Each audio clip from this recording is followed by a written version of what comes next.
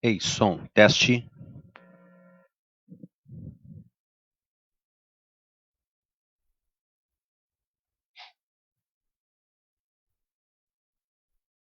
Shalom, Haverim, Shalom Lekulam. Sejam todos muito bem-vindos. Buruhim Abaim.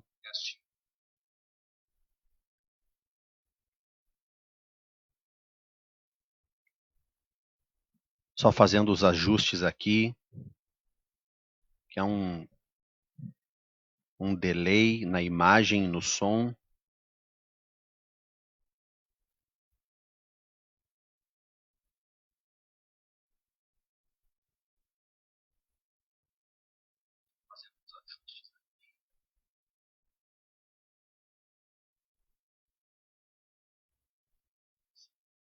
Baruch Hashem.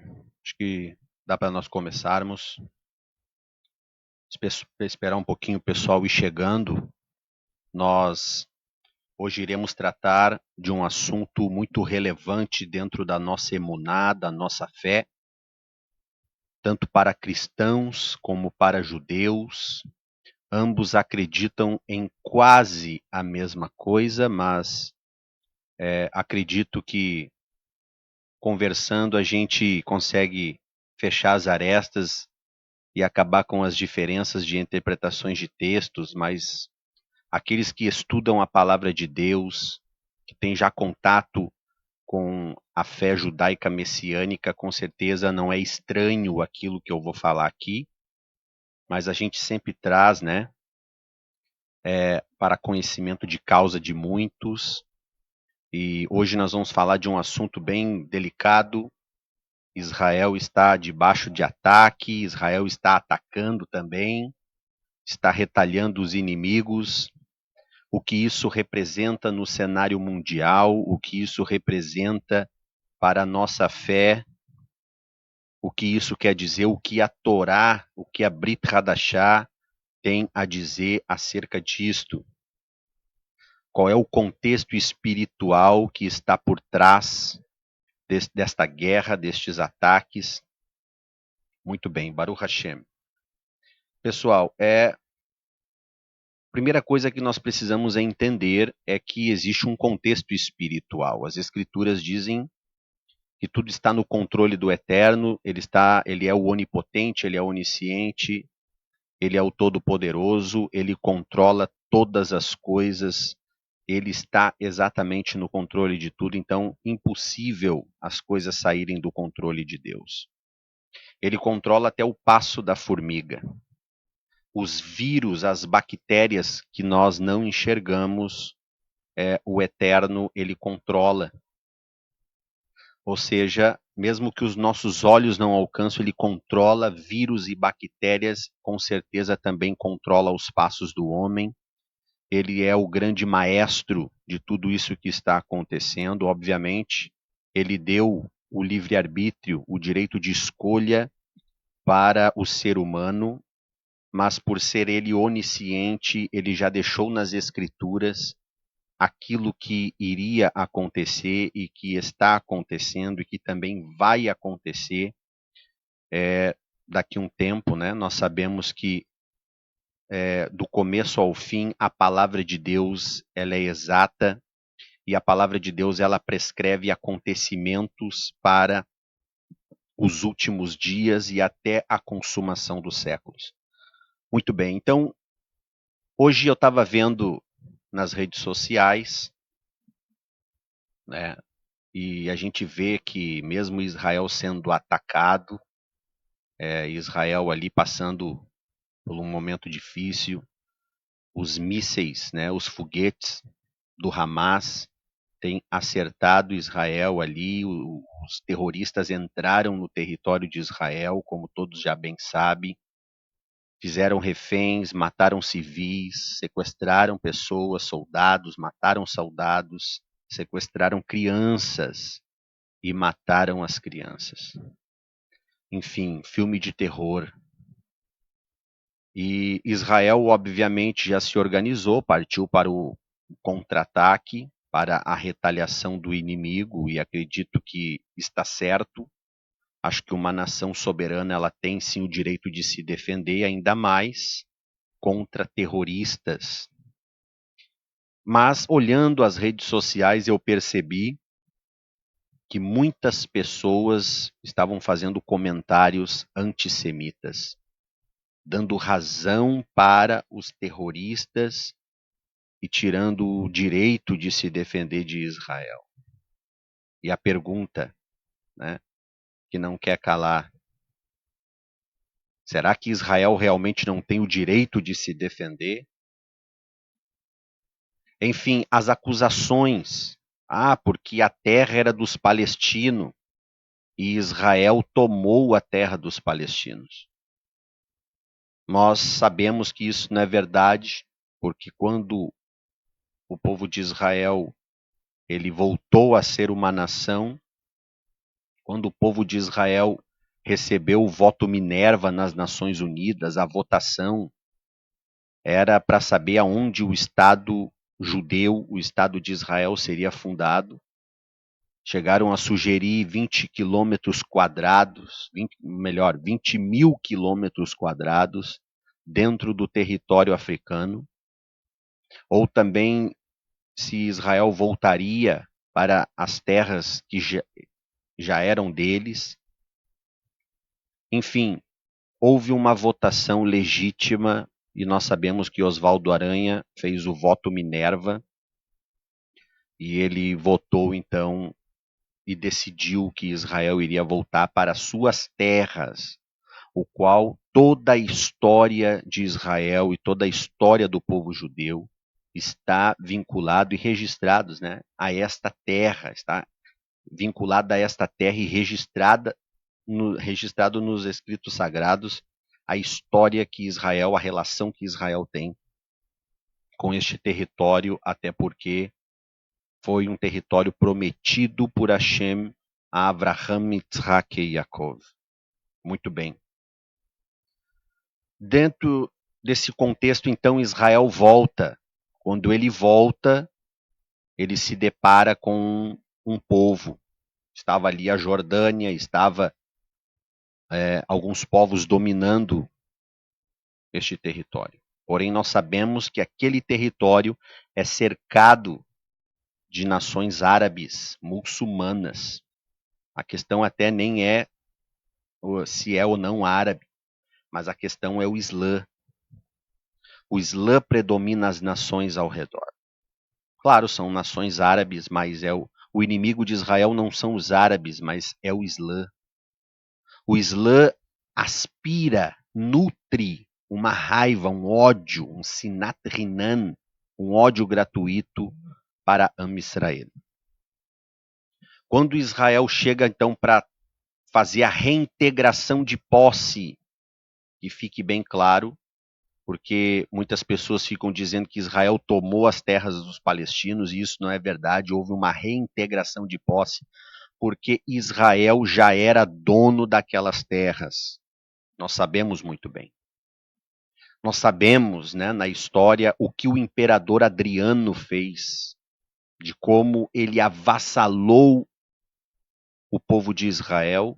Nós sabemos, juntamente com o catolicismo da época, Adriano proibiu ensinar Torá, que proibiu os judeus a ensinarem Torá, a fazer simra, ou seja, ordenar rabinos.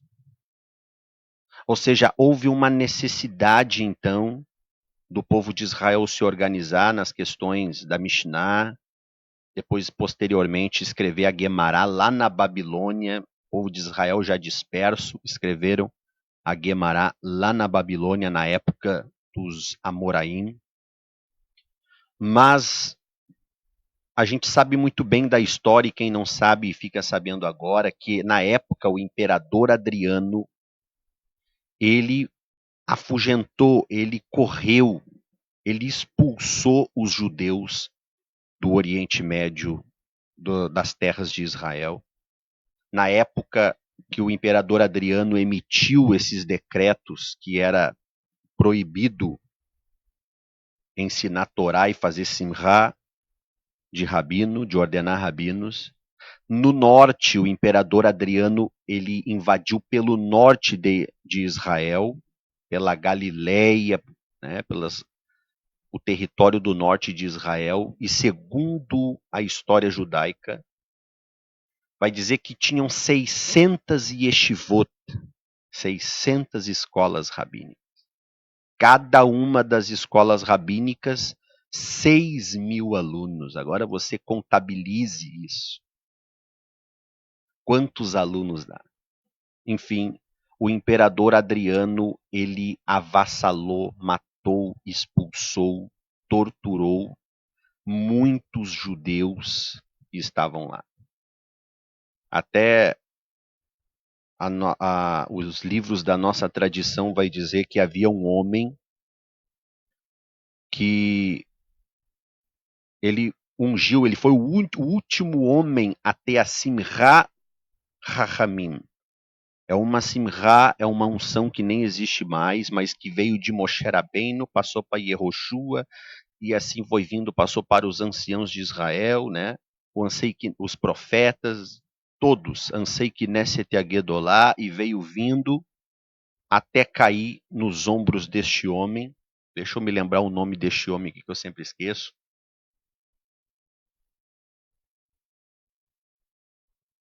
Me fugiu da memória agora, mas enfim. Este homem, ele, antes de morrer, ele se colocou entre duas cidades. E ele morreu com 300 lanças atravessando o seu corpo. Ele se colocou entre duas cidades e os romanos invadiram dos dois lados. E ele ungiu 5 homens. E dentre esses 5 homens, ele ungiu Rabi Shimon Bar Yochai, Ravi Meir, grandes homens da nossa emuná, da nossa fé. E aí então eles fugiram e o Império Romano chegou e atravessou ele com 300 lanças. Rabi Akiva foi outro, foi um mártir, morreu sendo penteado com pentes de ferro, arrancando a sua carne, e ele morreu fazendo o Shema Israel. Enfim, Adriano avassalou, Adriano acabou com o povo de Israel e afugentou e expulsou o povo de Israel das suas terras. O tempo passou. Nós fomos espalhados entre as nações, perseguidos. Passou um tempo, veio que a Inquisição Católica, mais uma tentativa, não bastou só ter expulsado os judeus dos seus territórios. Não, eles tinham que matar os judeus. Segundo a história, cada fogueira da Inquisição não acendia com menos de 1.500 judeus. Se você colocar no Google igreja de ossos humanos e colocar assim cidade de Évora em Portugal, vai aparecer lá uma igreja feita de ossos humanos, feito de crânios humanos, de fêmur humanos. E para quem não sabe, Portugal foi um dos maiores tribunais da Inquisição Católica, foi em Portugal e na Espanha. Ou seja, territórios de Erudim, judeus sefaraditas. E a pergunta é de quem eram aqueles ossos humanos feitos lá, que usaram para fazer a igreja na cidade de Évora, que os monges católicos fizeram. Eram ossos de judeus mortos nas fogueiras da Inquisição Católica. E o tempo passou, então veio o Holocausto nazista. Eu peço para que você compartilhe essa live. Nós vamos falar hoje sobre a guerra Israel versus Hamas, e eu estou aqui um pouco contextualizando, trazendo um background, um pano de fundo acerca do assunto, né? Trazendo um pouco da história judaica. Então, nós sabemos, veio depois o Hashoah, o Holocausto nazista, que matou 6 milhões de judeus. Quais eram os seus crimes? Apenas ser judeu. Esse era o crime. O crime era ser judeu. Inclusive, há uma expressão muito pejorativa. Quando nós falamos do evangelho de Yeshua, da Brit Hadashah, das palavras de Rav Shaul na Brit Hadashah, no Novo Testamento, assim conhecido, o mundo cristão olha para nós e diz, judaizante. Essa expressão judaizante é uma expressão que era usada pela Inquisição Católica. Judeus morriam, crianças, idosos, todos amarrados, 1.500 por fogueira, e um estandarte na cara enquanto queimavam, dizendo, eis o cordeiro que tira o pecado do mundo. O crime era ser judeu. No Holocausto nazista não foi a mesma coisa, porque, para quem não sabe, Hitler ele era protestante. Um evangélico, um católico reformado, que na verdade é isso que o protestantismo é, se você olhar e ser de forma mais honesta, você vai ver que o evangélico, o protestantismo, nada mais é do que o católico reformado. Houve lá, né, as 95 teses de Lutero, mas se você for parar para analisar, tem coisas ainda que precisam ser revistas. Enfim, Hitler, maldito seja, ele foi pedir permissão para o Papa para terminar com aquilo que a Inquisição Católica não terminou.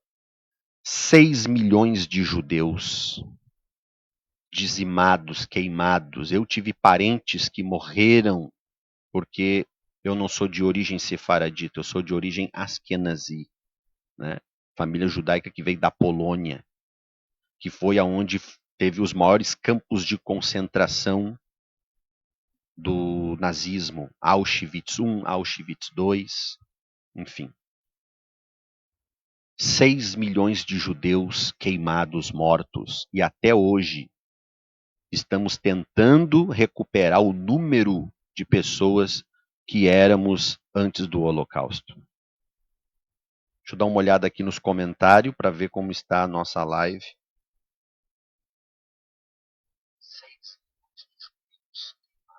Só um minuto.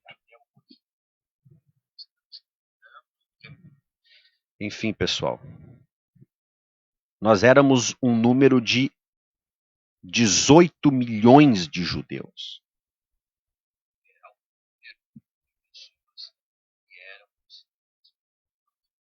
Eu quero ver aqui os comentários. Shalom, shalom, Baruch Hashem. Muito bem, pessoal. Vamos retornar aqui, então, nosso raciocínio. 6 milhões de judeus dizimados. Nós éramos 18 milhões de judeus e depois do Holocausto nazista, depois de 75 anos, ainda não conseguimos alcançar esse número. De tão grande que foi o extermínio. E tem gente chamando Israel de genocida, porque está se defendendo. Muito bem, após o Holocausto que aconteceu, as Nações Unidas se reuniram lá, né? E a gente sabe então que o povo judeu não tinha para onde ir, as nações rejeitaram o povo judeu. Então houve-se a necessidade de criar um Estado judaico. A discussão era se vai ser lá dentro da África, pega 20 mil quilômetros quadrados, funda lá uma nação no meio da África, vai ser lá o território de Israel. Outros diziam, não, eu acho que Israel tem que voltar para suas terras, aonde tem uma história, que é o Oriente Médio, as terras de Israel. As terras foram prometidas a Abraão, Israel está vinculado, tem um vínculo com essas terras. Existem registros bíblicos que aquelas terras pertencem a Israel. Então houve a votação. Oswaldo Aranha deu o voto Minerva, volta para Israel. Quando volta, o que acontece? Ali, povos, a Jordânia está ocupando as terras, houve confronto porque o Islã já havia construído ali a mesquita de Al-Aqsa, o Domo da Rocha, e obviamente eles não iriam entregar a cidade de Jerusalém. Houve então um confronto, Israel dominou suas terras, para resumir, e hoje então é acusado pelo mundo árabe, por pessoas de extrema esquerda, pelo comunismo, de terem invadido terras de outras pessoas. E eu reforço aqui que, na verdade, Israel fez uma reintegração de posse. Muito bem. Então, nós temos esse cenário. Vamos emergir agora naquilo em que a gente propôs, né, tratar aqui através dessa live, falar um pouco dos conceitos espirituais e dos segredos espirituais sobre Amaleque. O que tem a ver Amaleque com isso que está acontecendo? Muita coisa. Desde então, vamos entender uma coisa. O Islã, esses grupos terroristas, tanto o Hezbollah quanto o Hamas, aquele grupo a Jihad, esses grupos terroristas, eles não querem terras, porque as Nações Unidas tentaram oficializar a Palestina antes de Israel voltar, 4 vezes eles rejeitaram. Eles não tinham bandeira, não tinham hinos, não tinham constituição, não era um Estado. Era terra de ninguém. Só estava ocupada por eles. Israel vem, domina, há um confronto com a Jordânia, eles conseguem recuperar as terras, e aí então se funda ali no meio de Israel um Estado palestino. Mas da onde veio esse Estado palestino? Obviamente Israel deu de mão beijadas para os refugiados de guerra que a Jordânia deixou para morrer, que as nações árabes deixaram para morrer nas mãos de Israel. Israel não matou essas pessoas. O que Israel fez? Fez um assentamento árabe e entregou na mão deles. E aí então nasceu aquilo que nós chamamos de Palestina, mas agora, claro que o termo Palestina já existia, mas não como uma nação oficial. Israel deu. A faixa de Gaza, a mesma coisa, Israel deu de mão beijada para a Palestina, para os árabes, os ismaelitas, vamos dizer assim. E o que eles fazem? Querem acabar com o povo de Israel. Simplesmente não é terra, eles não querem terra.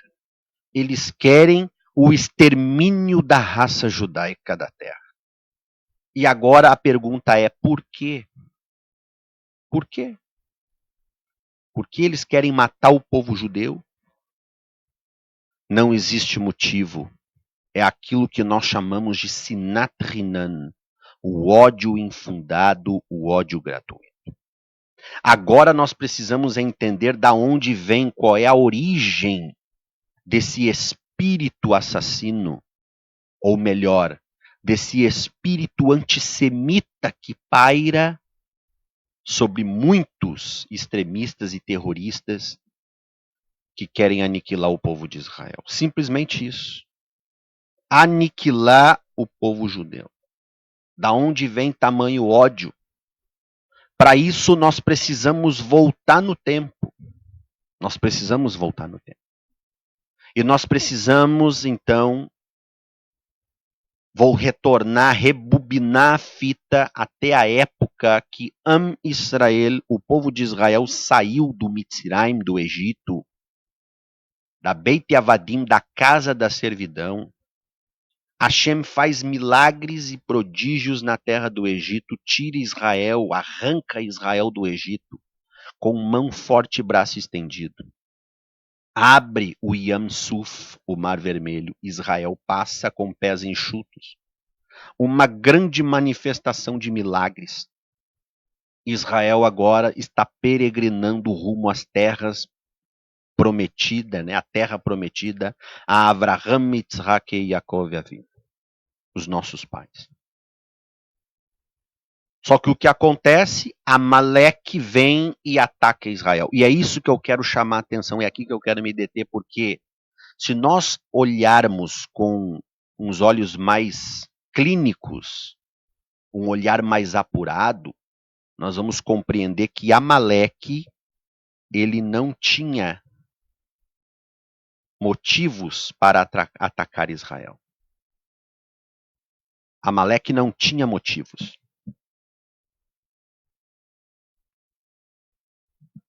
Por quê? Porque Israel não estava caminhando na direção das terras dos amalequitas.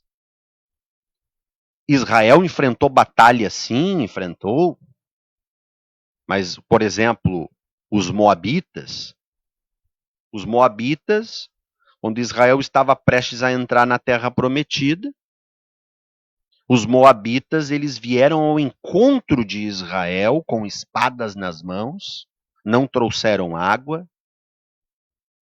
Moshe Rabbeinu envia uma mensagem aos príncipes, aos reis de Moabe, ao rei de Moabe, aos líderes de Moabe, aos príncipes de Moabe, dizendo: nós queremos passar por dentro, nós queremos chegar na terra que vem depois da de vocês, Canaã.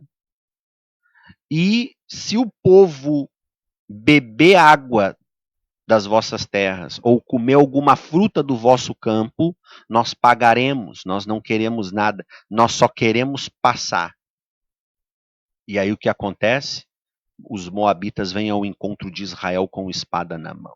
Eu não julgo os moabitas, apesar de Deus dizer que não era para tocar nos moabitas, porque os moabitas são parentes, e nem nos edomitas, porque os edomitas também vieram de de Esav, vieram de Esav, Esaú, e os moabitas vieram de Lot.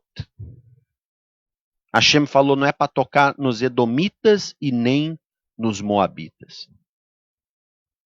Então eu entendo os moabitas atacarem Israel, porque Israel estava indo, os filhos de Israel estavam indo em direção às suas terras. Eles ficaram com medo. Mas agora os amalequitas não tinham motivos para atacar Israel, porque as terras deles ficavam do outro lado, Israel peregrinou na direção contrária às terras dos amalequitas. Mas mesmo assim, os amalequitas vieram e atacaram o povo de Israel por trás. Os amalequitas, para quem não sabe, eram um exército de feiticeiro. Os nossos sábios dizem que os amalequitas eram um exército de feiticeiro. Quando Moshe Rabbeinu diz para Yehoshua ben Nun, Josué filho de Nun, separa dentre o povo homens preparados para enfrentar Amaleque, Rahamei, nos nossos sábios dizem que essa preparação não era somente uma preparação no âmbito físico, ou seja, não era homens que somente tinham destreza ou sabiam a arte da guerra, não, mas homens espirituais que eram capacitados espiritualmente, homens espirituais que estavam firmados em Hashem para poder lutar contra o Amaleque, porque a batalha não é somente física, mas também espiritual. Amaleque era um exército de feiticeiros.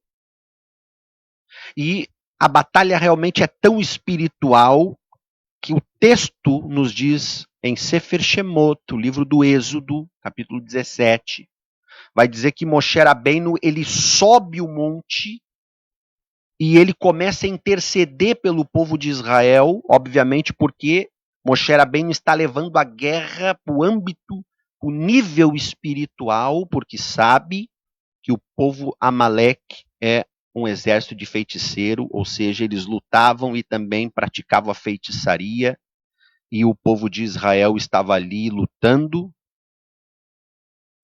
no plano físico e no plano espiritual. E o texto diz que quando Moshe Rabbeinu estava com as mãos levantadas, o povo de Israel prevalecia na guerra. Mas quando as mãos de Moshe Rabbeinu baixava, então Amaleque prevalecia na guerra. Os braços de Moshe Rabbeinu estavam cansando. Tiveram que vir quem? Ur e também Aharon e segurar os braços de Moshe Rabbeinu para que o Moshe Rabbeinu ficasse com as suas mãos erguidas e assim o povo de Israel prevalecer na guerra. Desde aquele dia, Hashem fez um juramento: apagar a memória de Amalek debaixo dos céus. E Hashem disse mais: sempre haverá guerra de Adonai com Amalek, de geração em geração. Eu quero me apegar nesse passuque. Hashem falou: sempre haverá guerra de geração em geração. De Hashem contra Amalek. E Hashem prometeu apagar a memória de Amalek. Nós precisamos compreender algumas coisas aqui. Quem foi o homem incumbido para apagar a memória de Amalek, para colocar em prática aquilo que Hashem falou, tanto no livro de Shemot, de Êxodo, mas também no Sefer Devarim, no livro de Deuteronômio, capítulo 25, Hashem reforça. Vocês devem lembrar e apagar a memória de Amalek. Quem foi o homem que recebeu essa incumbência, essa responsabilidade? Shaul, Melech Shaul, da tribo de Benjamim, ou seja, o rei Saul da tribo de Benjamim.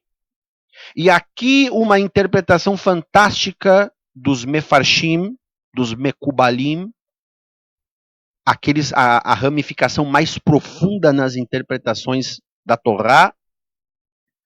Eles dizem o seguinte: se lá em Bereshit, Gênesis 49, Passuque 10 diz, aonde Yaakov está abençoando Yehudá. Ele está abençoando os filhos. Quando chega em Yehudá, Yaakov fala algo tremendo. Ele diz: de Judá, o cetro não se apartará de Judá. Até que venha quem? Shiló. E a palavra Shiló ali, é a palavra, ela tem a mesma raiz. A raiz dessa palavra, Shiló, é da palavra Shiluar, que quer dizer enviado. Shiló, Shiluar. Essa mesma palavra também, ela tem a mesma raiz da palavra Bechalar, né? Da Parashá Bechalar, ou também do Shilach Lecha, Parashá Shilach Lecha. Ou seja, está vinculado a enviar os Shiliachim, os apóstolos, né? Nós temos lá o Maasei Shiliachim, atos dos apóstolos, os feitos dos apóstolos. A palavra Shiló ali é Mashiach, até que venha Shiló, ou seja, aí então Mashiach, né, vai reinar de vez, ou seja, dando a entender já que viria da tribo de Yehudá. Mas se Yaakov, aí está a pergunta, se Yaakov, Jacó, ele diz que o cetro não se apartará de Judá, da onde viriam os Melachim, os reis de Israel, da tribo de Yehudá, como que o primeiro rei vai ser Shaul, da tribo de Benjamim? Os Mefarshim vão dizer o seguinte: o nome Shaul, em língua hebraica, significa emprestado, porque, na verdade, o reino só foi emprestado para Shaul durante um tempo. Falando do rei Shaul. O reino foi emprestado para ele durante um tempo. Agora, a pergunta é, por que o reino foi emprestado para ele durante um tempo? Porque ele era o homem que tinha a incumbência de apagar a memória de Amalek da face da terra. Por que era ele? Porque os Mefarshim vão dizer o seguinte: quando Yaakov está voltando da casa de seu tio Labão, ele está vindo com suas mulheres, suas concubinas e também com seus filhos. Ele vai se encontrar com Esav. Depois de quantos anos? Yaakov vai se encontrar com Esav. Aí o que acontece?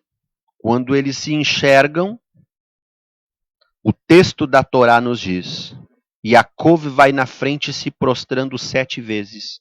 E segundo o Rachameno diz que cada uma dessas 7 vezes que Yaakov se prostra é uma vitória que Hashem dá para Israel no futuro, sobre as 7 nações que ocupavam a terra de Canaã. Enfim, Yaakov vem na frente, se prostrando ali, né, reverenciando o seu irmão. E então, logo em seguida, vêm as mulheres de Yaakov com os seus filhos, e eles também se prostram para Esav. Dentre todos que estavam ali, estava faltando um no quadro que vai aparecer mais tarde. Todos se prostraram para Esav. Apenas um não se prostrou, porque não estava ali. Ou seja, Binyamin. Binyamin não era nascido ainda quando houve aquele encontro. Se vocês verem lá, vocês vão ver que Rachel só tinha Yosef. Não tinha ainda Binyamin. Binyamin vai nascer em Eretz, em Canaã, em Eretz Israel. Ou seja, os Mefarshim, quando olham, dizem assim, ó, então o único que vai conseguir apagar a memória, sem ser Mashiach, obviamente, o único que vai conseguir apagar a memória de Amalek vai ser Binyamin. Porque Binyamin, pelo fato de não estar ali, não tinha nascido ainda, foi o único que não se curvou e não se prostrou para Esav. O que isso tem a ver? Muita coisa, porque para quem não sabe, Amalek, ele é descendente de Esav. Os Amalequitas são descendentes de Esav. Quando nós olhamos aonde está escrito isso, no Sefer Bereshit, Gênesis, capítulo 36. Deixa eu ver aqui. Só um minuto. Eu quero compartilhar a tela com vocês.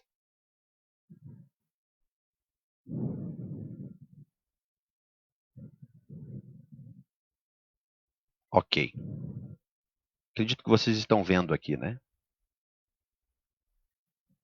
Eu quero compartilhar a tela com vocês. Bereshit, Gênesis 36.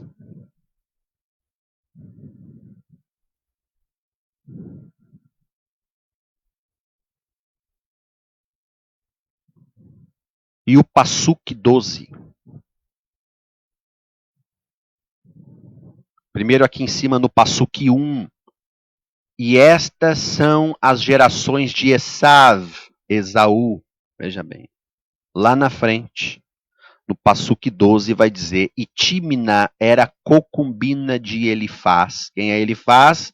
Filha de Esav. Esse Elifaz aqui, para quem não sabe, segundo Rashi, vai dizer que esse Elifaz aqui é um dos amigos de Jó. Segundo Rashi, né, o maior exegeta do povo de Israel, ou seja, comentarista, né, do povo de Israel. É aquele que se adetém mais na parte do pshat, do literal. Baruch Hashem. Então, Tímina era concubina de Elifaz, filho de Esaú, e teve Elifaz a Amalek.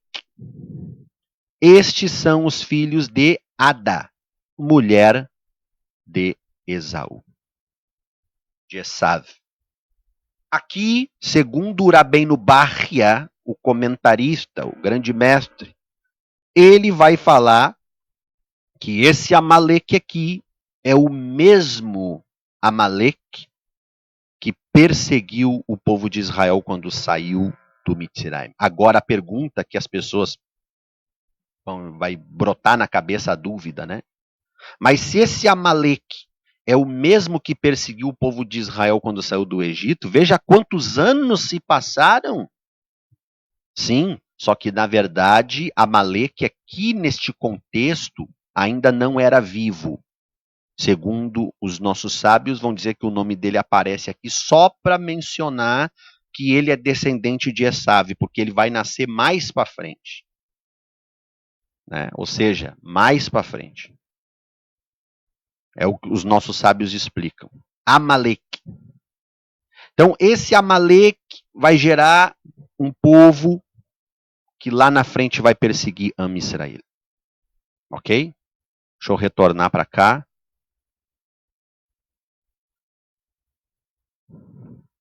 Lá na frente, então, Amaleque, ele vai perseguir o povo de Israel.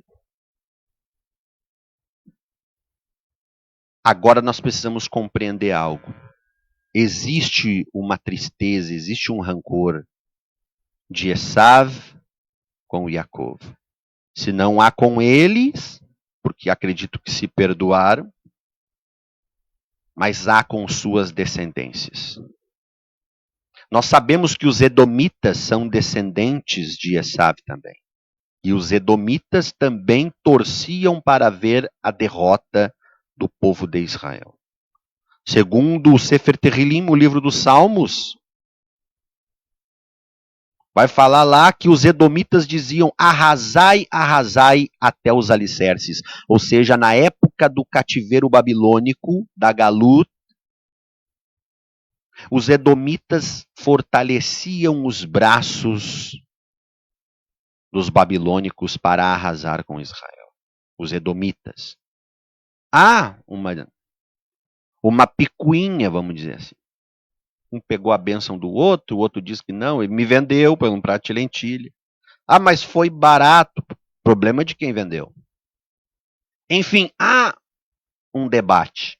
Mas como nós vimos aqui, Amaleque, ele descende de Esav. O texto fala. E agora nós voltamos para o X da questão. Quando os filhos de Yaakov e as mulheres de Yaakov, naquele encontro com Esav, se prostraram para Esav, os mefarshim vão dizer, então eles não vão conseguir apagar a memória de Amaleque. Só há um que vai apagar a memória de Amaleque e ele é da tribo de Benjamim. Ou vai ser a tribo de Benjamim, que vai acabar com a memória de Amaleque, ou vai ser um líder da tribo de Benjamim. Bom, a história acontece e o texto vai dizer então que um homem, ele é levantado um Melech, um rei de Israel, e o seu nome é Shaul, quer dizer emprestado. Ou seja, era só um tempo. Ou seja, qual era a missão de Shaul? Acabar com os amalequitas. Acabar com Amaleque. Aquilo que Hashem, ele jurou lá no Mitzrayim, no deserto, depois da guerra contra Amaleque, eu vou apagar a memória de Amaleque, ele vai colocar isso sobre os ombros de Shaul, conforme os mefarshim muito bem conseguiram prever nos oráculos das Escrituras. E aí então o que acontece? Shaul, ele vai, Hashem dá ordem, você deve avassalar eles, acabar com eles. Acaba com a memória de Amaleque. Hashem sabe de todas as coisas. Lá na frente, Amaleque vai continuar incomodando. O que Shaul faz? Shaul vai lá, mata alguns, não mata todos, e ainda traz Agag vivo, o rei dos amalequitas na época. Shmuel Hanavi, o profeta, vai vir e vai dizer, que barulho é esse, né? De bois e tal. Não te disse o Senhor que era para apagar a memória de Amaleque? Que barulho é esse mugido de boi que eu ouço? Ah, profeta, mas é que eu trouxe para sacrificar a Hashem. O que o profeta falou? Por acaso Hashem tem mais prazer em sacrifício ou em que obedeçam a sua palavra, o seu mandato, a sua lei, as suas ordens, as suas mitzvot? No que Deus tem prazer. No que Deus tem mais prazer. E aí então, obviamente, Shmuel Hanavi, que era um grande mestre, ele presidia naquela época a Beit Sefer Haneviim, que era a escola de profetas, ele presidia. Mestre de Torá. Imagina, Shaul tentou dar uma curva no profeta. Imagina se fossem esses profetas do dia de hoje aí, que dizem que são profeta, mas não descartam a lei de Deus. Não, para ser profeta tem que ter Torá. Porque a Torá vai dar discernimento se a voz que eu estou ouvindo vem de Hashem ou não. Qualquer espírito que nega a veracidade da Torá não é Hashem falando. Por quê? Eu não consigo acreditar nesses espíritos que revelam CPF, número de sapato, número do Renavan do carro, mas não revela que a Torá não foi abolida. Que espíritos são esses? Falo isso com todo respeito e temor. Temor e tremor na presença de Hashem. Porque nós devemos provar os espíritos. Os profetas tinham que estudar a Torá. Hashem levantava os profetas toda vez que Israel saía da Torá. Então os profetas eram enviados para dizer: se vocês não se voltar a Hashem, vai acontecer tal coisa. Enfim. Shaul não matou o Agag, o Amalequita. Shmuel veio e matou. Shmuel Hanavi veio e matou o Amalequita. Mas, para quem não sabe, veja bem, se ele matou os Amalequitas, se Shmuel Hanavi matou todos os Amalequitas, como o texto diz, como que lá na frente, no livro de Esther, vai aparecer um homem chamado Ramã. E este homem quer aniquilar o povo de Israel. Ele quer acabar com o povo de Israel. Quem é este homem? Ramã, o Agagita. Ele é um amalequita. Veja bem, porque segundo Rahameinu, se Shmuel matou os amalequitas que Shaul não matou, como que vai aparecer um Ramã lá na frente? Um Agagita, descendente de Amaleque, querendo acabar com o povo judeu. Então não morreu todo mundo? Obviamente não, porque até o rei Shaul morreu na mão de um amalequim, de um amalequita. Lembra lá que ele se lança sobre a espada? Quando ele se vê rodeado do exército dos Filistim, os filisteus, Shaul se lança sobre a sua espada. E a pergunta é: por quê? Os nossos sábios dizem que na espada dos filisteus havia gravado o nome do Deus deles, o falso Deus deles, Dagon. E na espada dos soldados de Israel estava escrito o tetragrama sagrado, o nome de Hashem. E segundo os Rahamim, os nossos sábios vão dizer que quando Shaul se viu rodeado do exército dos filisteus, ele disse consigo mesmo: melhor é eu morrer pela espada do meu Deus do que morrer pela espada de um Deus pagão. Que seja a espada do meu Deus contra mim, porque certamente é rico em misericórdia. Shaul sabia os seus erros e se lançou sobre a espada, porém não morreu. O texto vai dizer que ele continuou cheio de vida, mas está passando logo ali quem? Um amalequita. E ele fala para o amalequita: me mata porque eu ainda estou cheio de vida. E o que aconteceu? O amalequita matou Shaul. Foi ele quem trouxe a notícia para Davi Hameler. E Davi, obviamente, matou o amalequita. Mas o que eu quero chamar a atenção aqui, que Deus deu a ordem para Shaul matar os amalequitas, aniquilar os amalequitas da face da terra, mas Shaul não fez. E lá na frente ele morreu na mão de um amalequita. O que isso significa? Que tudo que Deus pede para nós eliminarmos da nossa vida hoje, e nós não eliminamos, lá na frente acaba nos matando. O que acontece? Vai aparecer então Ramã. Eu quero aqui então compartilhar a tela. Deixa eu ver aqui. Vamos lá no livro de Esther. Rapidinho. Livro de Esther. Aqui. Livro de Esther. Capítulo 3. Vai dizer, acredito que vocês estão enxergando, né? Acredito que vocês estão enxergando bem. Diz assim: depois destas coisas, o rei Ahasverosh, que é o rei Assuero, engrandeceu a Ramã, filho de Amedata Agagita, e o exaltou. Agagita. Lembra lá do Agag, rei dos Amalequitas? Ramã, ele é Amalequita.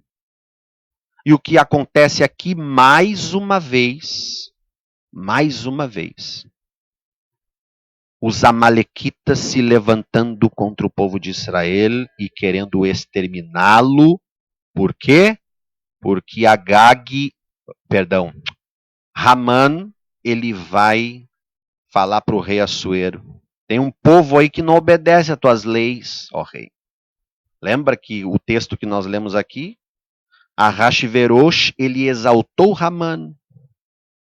Porém, todos se prostravam para Ramã quando ele foi exaltado pelo rei. Mas havia ali um homem chamado Mordecai, ou Mardoqueu, como você preferir.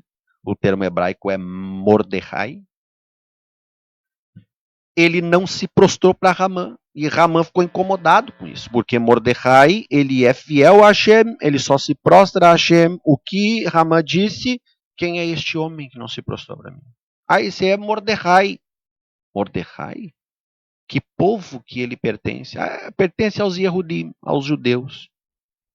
Então, automaticamente o coração de Ramã, maldito seja o Rachá, o perverso, grave isso, o perverso, as escrituras chamam Ramã de perverso. Um Rachá, a mesma expressão que Rabi Shaul vai usar para o Soter Mashiach. Ou seja, o anti-Mashiach. A mesma expressão, lá em 2 Tessalonicenses 2. O perverso. Nós já vamos entender isso aí. Veja bem, estou falando sobre a guerra de Israel com o Hamas. Baruch Hashem. O que acontece então? Ramã tenta matar, não consegue, enfim, você conhece a história. Ele acabou morrendo. E para quem não sabe, o livro de Esther tem um código. Quando relata a morte, porque Israel pede a morte dos filhos de Ramã, tem um código ali. E esse código aponta para os oficiais de Hitler na época da Inquisição, ou seja, que também tentaram exterminar da mesma forma. E esses três, veja bem, o livro de Esther vai dizer que eles querem a morte dos filhos de Ramã enforcados. E como foi que morreu aqueles oficiais de Hitler? Todos enforcados também. Inclusive um disse, antes de morrer, esse é mais um purim para o povo judeu. Será por acaso isso? Enfim. Amaleque, ele não é só um povo, uma descendência. Amaleque, ele é um espírito. É isso que vocês precisam saber, queridos. Quando Hashem diz que sempre haveria guerra entre Adonai e Amaleque, de geração em geração. Isso está falando de uma força negativa. Satã e seus Shedim. O espírito do antissemita, do antissemitismo. O espírito do anti-Mashiach, que segundo o Yohanan Hashaliach, o apóstolo João, ele vai dizer, já opera sobre a terra. Já opera, já está no nosso meio operando.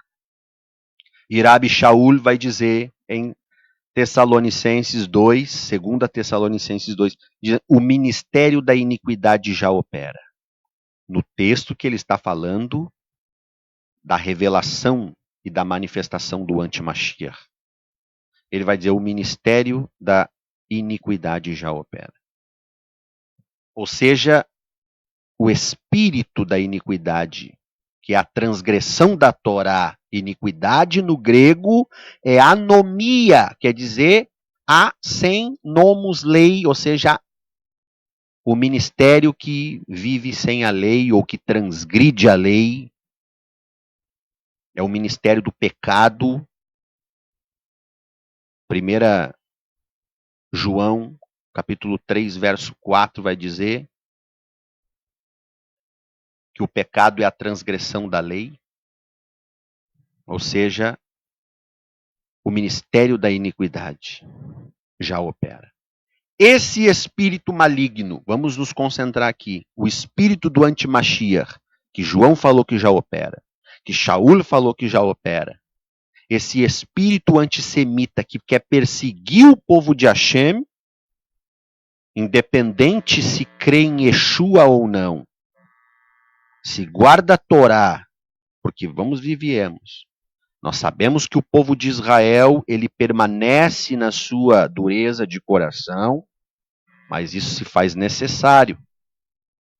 Se faz necessário para que a plenitude dos gentios entrem. É o que Shaul vai dizer em Romanos. E eu quero abrir aqui. Shaul vai dizer em Romanos. Romanos 11.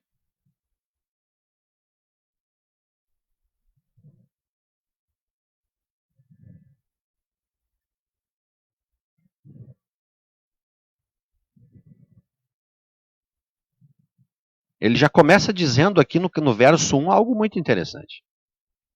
Digo, pois, porventura rejeitou Deus o seu povo?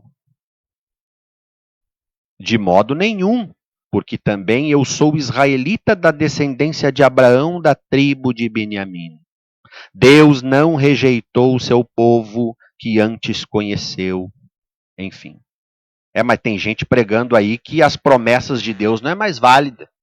Eu vi o Augusto Nicodemos dizer, não, a história que Deus tem com Israel já passou. Tem que falar o nome mesmo.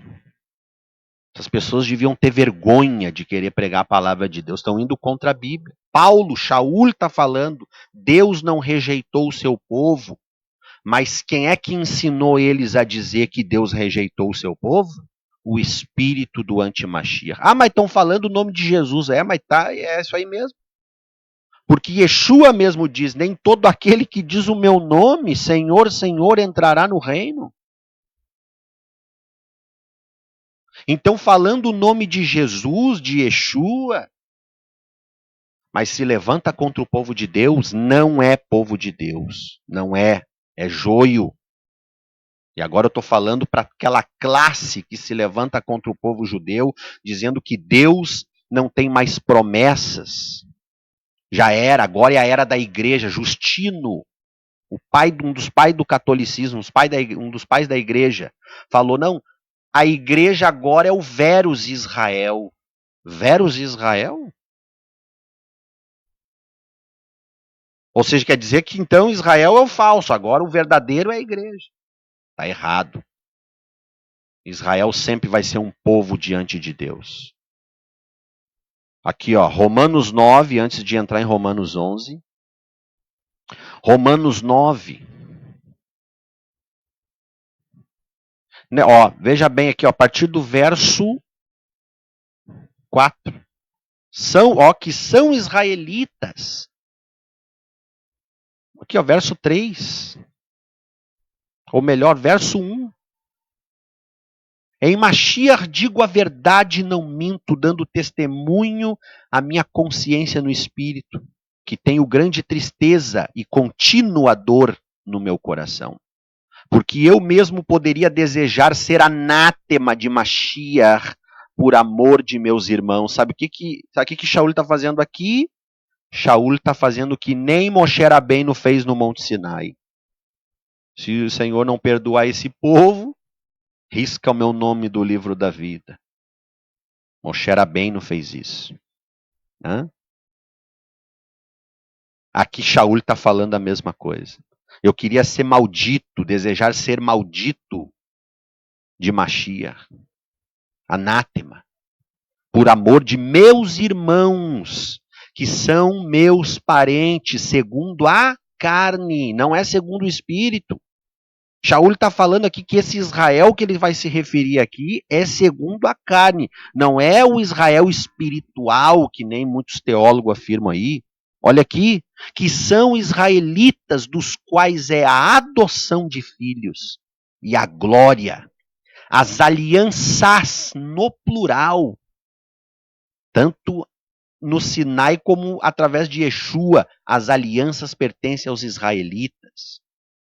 E a lei, o culto e as promessas. Como que vão dizer que Deus não tem mais promessa para o povo de Israel? Teologia da substituição, sabe o que é isso?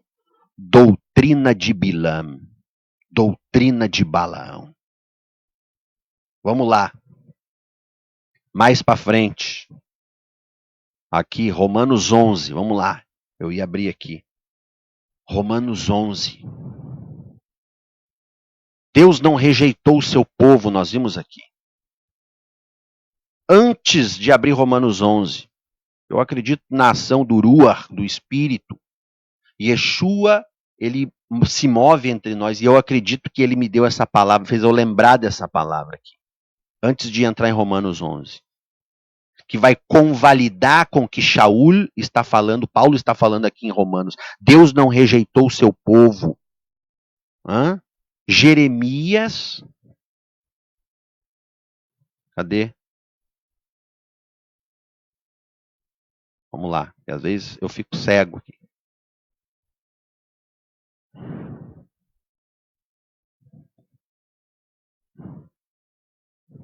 Aqui. Uau. Achei que nem ia achar. Jeremias 31, que capítulo é esse? É o capítulo que fala da nova aliança. Da Brit Hadashah, né? Jeremias 31, 31, o famoso texto. Eis que vem dias, diz Adonai, em que farei uma nova aliança, uma Brit Hadashah com quem? Com as nações? Não, com a casa de Israel e com a casa de Judá. Por isso que Shaul vai falar lá em Romanos. As alianças pertencem aos israelitas, aos judeus, a adoção, o culto, as promessas. Baruch Hashem. Shaul está se embasando aonde? Nas palavras de Yirmiyahu Hanavi, o profeta. Jeremias. Então farei uma aliança com a casa de Israel, com a casa de Judá, não conforme a aliança que fiz com os seus pais, no dia em que os tomei pela mão para os tirar da terra do Egito. Aqui, quando o mundo protestante, os antinomianos, vamos dizer assim, nem vou dizer protestante, os antinomianos olham para esse texto, olha aí, se Deus está falando que não é conforme aquela aliança, como que vocês querem guardar a lei? Vamos seguir o texto. Não conforme a aliança que fiz com os seus pais no dia em que os tomei pela mão para os tirar da terra do Egito. Por que não será conforme aquela aliança? Está aqui, ó. Porque eles invalidaram a minha aliança, apesar de eu os haver desposado, diz Adonai. Então o problema da primeira aliança é o problema não é a lei, o problema é que os nossos pais, quando eu falo os pais, falo os antepassados dessa época, eles invalidaram a aliança. Por quê? Por causa do pecado. A lei é santa, não é o que Paulo diz em Romanos 7, verso 12? A lei é santa, o mandamento santo, justo e bom. A lei é espiritual, mas eu sou carnal, é o que Paulo fala. Vendido como escravo. Porque o bem que eu quero fazer, ou seja, eu quero cumprir a lei. O bem que eu quero fazer não faço, mas o mal que não quero fazer, esse faço. E se sou eu que faço, ou melhor, e se faço, já não sou eu que faço, mas o pecado que habita em mim. Ou seja, o Yetzer Hará, né? Quem conhece o judaísmo messiânico sabe. O Yetzer Hará. O problema não é a Torá, o problema é o pecado no ser humano. E isso é o que vai fazer as pessoas invalidarem a aliança de Hashem. Então Hashem vai trazer a solução. Ele vai mandar Mashiach, vai mandar Yeshua. Para quê? Para tirar a lei? Não, ele disse: Alta rishivuk batil raper et ratorá ou et divrei haneviim. Não pensem em vós que eu vim abolir a lei e os profetas. Pelo contrário, eu vim cumprir. Então Yeshua não veio para remover a lei.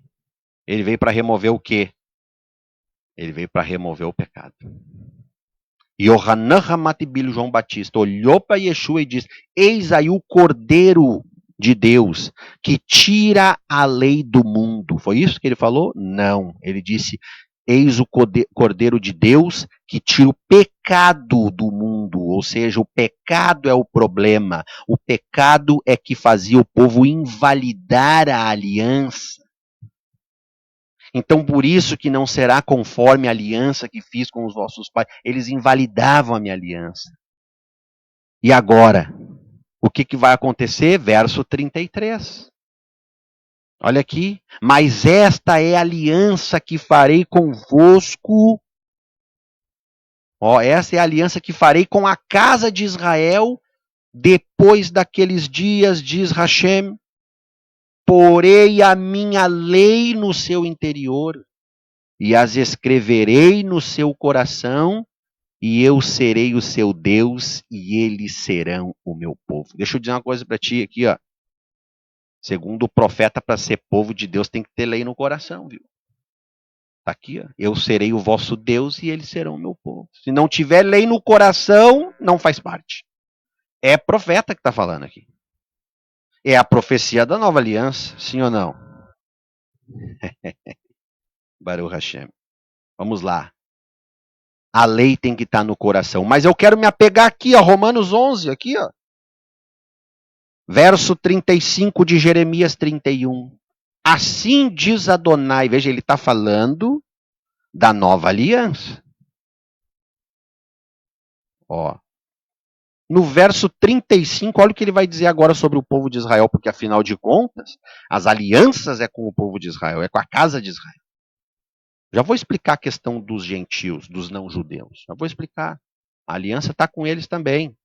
Não me interpretem mal, por favor. Mas é importante saber disso.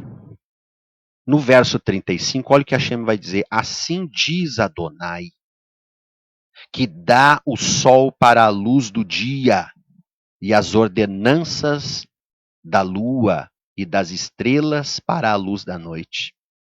Que agita o mar, bramando as suas ondas. O Senhor dos exércitos é o seu nome. Se falharem estas ordenanças diante de mim, diz o Senhor, deixará também a descendência de Israel de ser uma nação diante de mim para sempre. Mas o texto não acaba. O texto diz: assim diz Adonai, se puderem ser medidos os céus lá em cima e os sondados os fundamentos da terra cá embaixo, também eu rejeitarei toda a descendência de Israel por tudo quanto fizeram, diz Adonai. Deixa eu dizer uma coisa para vocês agora. Alguém já conseguiu sondar os fundamentos da terra? Alguém já conseguiu parar as leis fixas que Hashem estabeleceu para o sol e para a lua e as estrelas? Não. Ninguém conseguiu mudar essas leis fixas. Então, deixa eu dizer uma coisa. Israel continua sendo uma nação diante de Deus, porque Deus é fiel nas suas promessas. Se ele está falando aqui, falou, está falado. E é um texto que fala da Brit Hadashah. Para depois não vem dizer assim, não, mas é que isso aí é Antigo Testamento. Não, está falando da Brit Hadashah. Isso aqui é uma profecia. Isso aqui é uma profecia que até mesmo na época da Brit Hadashah, Israel vai continuar sendo a nação eleita de Deus. Baruch Hashem. E é por isso que Shaul vai dizer aqui em Romanos 11, Deus não rejeitou o seu povo que antes conheceu. É ou não é? Sim ou não? Baruch Hashem. Deus não rejeitou o seu povo que antes conheceu. Romanos 11 vai contar toda a história.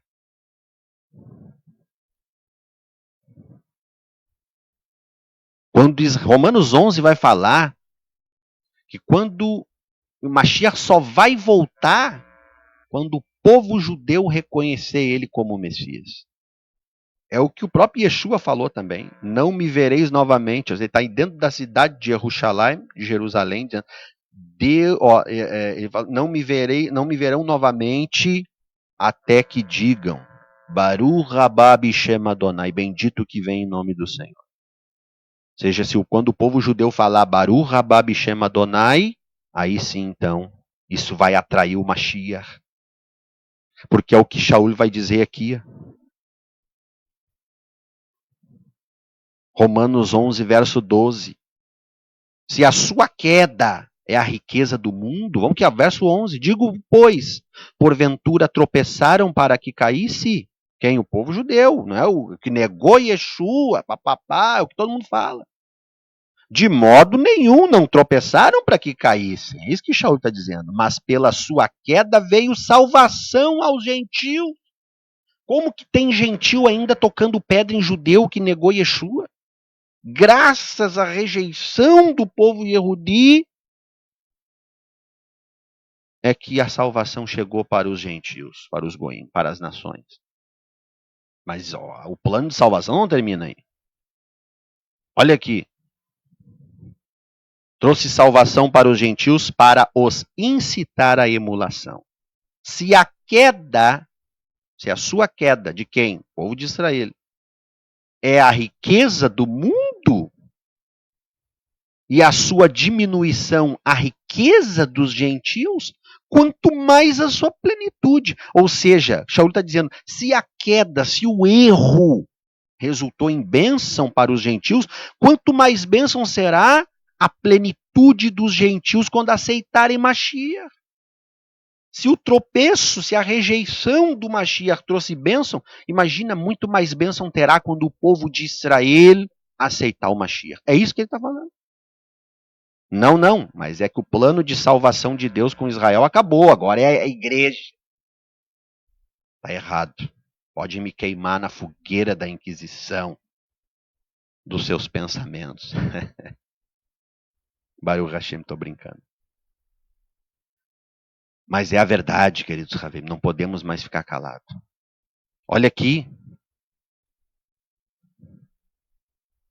Porque convosco falo, gentios, que enquanto for apóstolo dos gentios, exalto o meu ministério para ver se de alguma maneira posso incitar o ciúme, a emulação os da minha carne e salvar algum deles. Porque se a sua rejeição, não é a rejeição aqui, não é que Deus rejeitou o povo judeu, mas é eles que rejeitaram o Mashiach naquela época. Claro que também não foram todos, né? Que multidão é aquela que Yeshua multiplicava o pão e dava?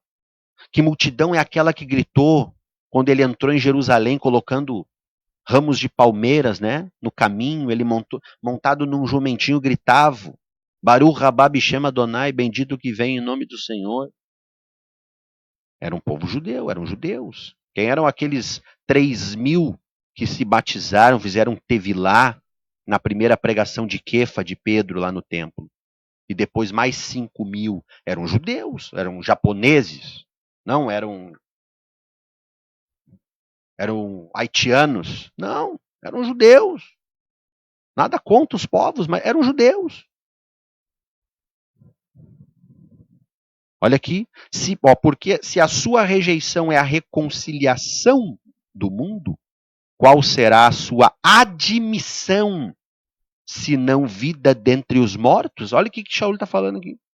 Porque se a sua rejeição, se a rejeição deles no Mashiach trouxe reconciliação para o mundo, qual será quando eles admitirem, ou seja, quando eles aceitarem o Mashiach? Se não vida dentre os mortos, ou seja, vai atrair o Mashiach, porque a ressurreição dos mortos só acontece na volta de Yeshua, ao soar da última trombeta. É o que Shaul fala. Vai falar sobre os galhos quebrados, sobre o zambujeiro, aqui, ó. Não te glorie contra os ramos, aqui, ó, 17. E se alguns dos ramos foram quebrados, aqui é Jeremias também. E tu, sendo zambujeiro, foste enxertado em lugar deles, e feito participante das raízes e da seiva da oliveira, ou seja, participante das promessas. Não te glories contra os ramos, ou seja, que foram cortados, né? E se contra eles te gloriares, não és tu que sustenta a raiz, mas a raiz a ti. Dirá, pois, os ramos quebrados, dirá, pois, os ramos quebrados, para que os ramos foram quebrados para que eu fosse enxertado. Está bem, pela sua incredulidade foram quebrados.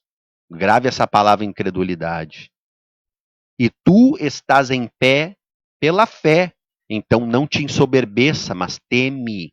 Porque se Deus não poupou ramos naturais, teme que não te poupará a ti também? Considera, pois, a bondade e severidade de Deus para com os que caíram. Severidade, mas para contigo benignidade. Se permaneceres na sua benignidade. De outra forma, tu também serás cortado. E também eles, se não permanecerem na incredulidade, serão enxertados, porque Deus é poderoso para os enxertar novamente.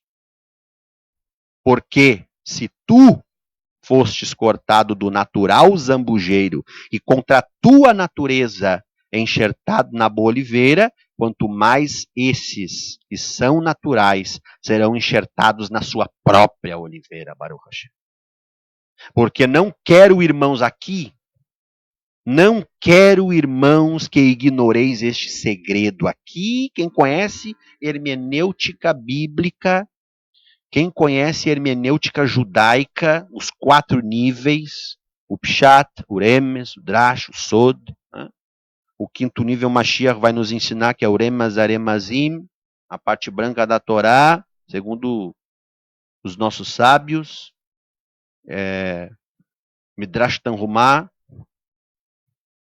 vai dizer que a Torá foi escrita fogo preto sobre fogo branco. Enfim, existem 4 níveis de interpretação dentro da hermenêutica judaica. E um desses, o mais elevado, que é o Sod, quer dizer mistério, segredo. Olha o que Shaul está falando aqui. O que ele está falando aqui é o nível de interpretação mais elevado ou mais profundo sobre o que ele vai dizer agora sobre o povo de Israel. Deixa eu ver aqui. Aqui, verso 25. Porque não quero, irmãos, que ignoreis este sod, esse segredo, para que não presumais de vós mesmos, que o endurecimento, veja, lembra da incredulidade lá que eu falei para vocês gravarem? Se o endurecimento veio em parte sobre Israel, olha só, ou melhor, que o endurecimento veio em parte ao povo de Israel. Não sobre todos, veio em parte, porque até que a plenitude dos gentios haja entrado. Assim, e assim, todo Israel, agora não é parte, é todo Israel, será salvo. Como está escrito, de Sião virá o libertador e desviará de Jacó as suas impiedades. Esta é a minha aliança com eles, quando eu tirar os seus pecados. Baruch Hashem, isso é forte demais. Isso é forte demais. Muito bem, vamos voltar aqui. As pessoas estão dizendo que Israel está sendo bombardeado porque Israel negou Yeshua. O Hamas está lá. O Hamas é de Deus, então. O povo de Israel não é. O Hamas é que é de Deus. Deus não rejeitou o seu povo. Existe um plano de salvação. Se eles não creram ainda, é por culpa de muitos que estão pregando uma teologia diferente, negando a Torá. Estão negando a Torá. O texto bíblico diz. Sabe qual é a maior profecia messiânica dentro das Escrituras? A maior profecia messiânica dentro das Escrituras não é Yeshayahu Nun Gimel, Isaías 53, que fala lá do sofrimento. É uma grande profecia, sim, é uma grande profecia. Mas não é a maior. A maior está em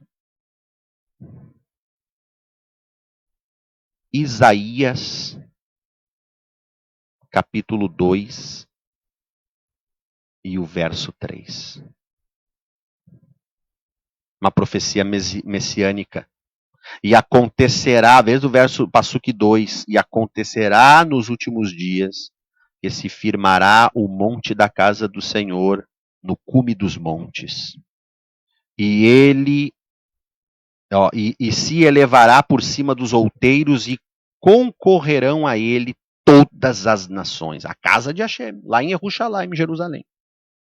E irão muitos povos e dirão: vinde, subamos ao monte de Adonai, a casa do Deus de Jacob, para que nos ensine os seus caminhos e andemos nas suas veredas, porque mitzion tetzetorá o davar Hashem Yerushalayim, porque de Sião sairá a lei e de Jerusalém a palavra do Senhor. Aqui é uma profecia messiânica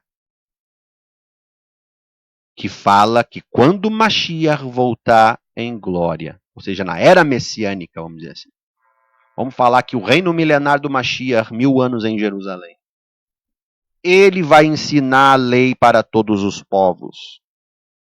Se Mashiach vai ensinar a lei, como que ele aboliu a lei? Então veja bem, quando o povo judeu olha o Messias que é apresentado a eles, um Messias que eles dizem, não, que o Messias aboliu a lei, eles vão morrer dizendo, não é o Messias. Por isso que eu digo, as pessoas julgam, dizem, o povo judeu é um povo duro de coração. Não, o problema é teológico. Se os profetas estão dizendo que ele vai ensinar a lei, como que vai abolir a lei? Vão morrer dizendo. Nenhum tio da lei será omitido, Yeshua falou.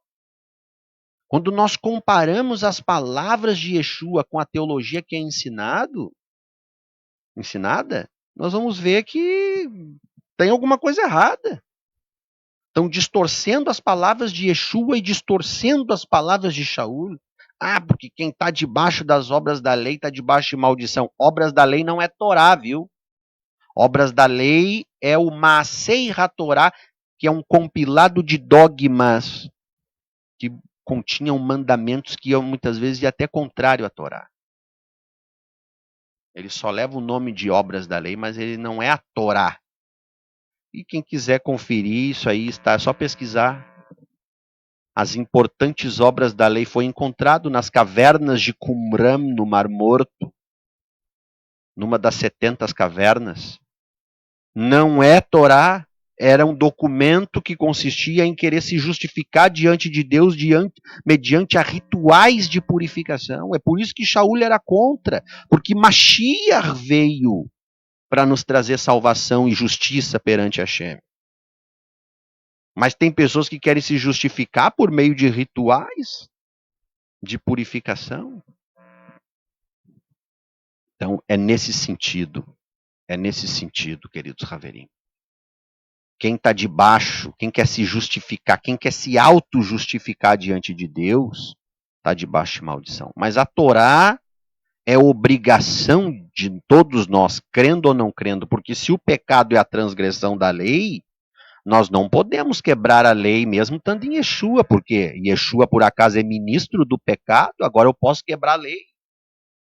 Não, o Ruach HaKodesh, o Espírito Santo de Deus, é que vai me levar a guardar a Torá. Mas vamos voltar para o tema. Vamos voltar para o tema, que isso aí é assunto que vai...